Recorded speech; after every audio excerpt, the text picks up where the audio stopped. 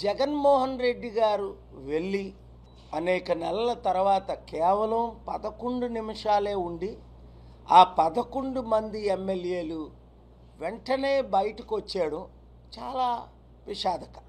ఆయా నియోజకవర్గాల్లో ఎమ్మెల్యేలుగా గెలిచి ప్రజల సమస్యల మీద అసెంబ్లీలో సాక్షిగా పోరాడి ప్రజల కష్టాలు పోయినంత వరకు ప్రజల కొరకు పోరాటం చేయవలసిన బాధ్యత వైసీపీ ఎమ్మెల్యేల మీద, అలాగే జగన్మోహన్ రెడ్డి గారికి ఒక లీడర్షిప్, అది ప్రత్యేక హోదా అవ్వచ్చు, సూపర్ 6.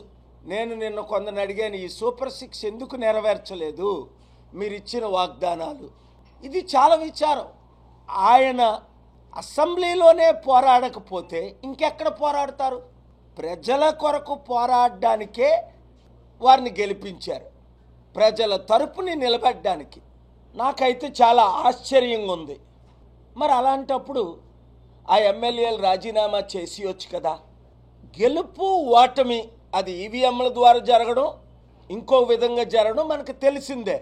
మరలా వచ్చే ఎలక్షన్స్ వరకు అసెంబ్లీని మిస్ అవ్వకూడదు, ప్రజల కొరకు పోరాడాలి అని నా సలహా. లేదంటే ప్రజలు మర్చిపోతారు. ప్రజాశాంతి పార్టీ తరపుని ఒక్క ఎమ్మెల్యే లేకపోయినప్పటికీ, ఒక ఎంపీ లేకపోయినప్పటికీ ప్రజల ప్రతి సమస్య, రైతుల కొరకు పోరాడుతున్నాం, నిరుద్యోగుల కొరకు పోరాడుతున్నాం, స్టీల్ ప్లాంట్ అమ్ముకుంటూ ఆపాం, ప్రత్యేక హోదా కొరకు పోరాడి ప్రత్యేక హోదా ఏపీ హైకోర్టులోనే డైరెక్షన్ తీసుకొచ్చాను.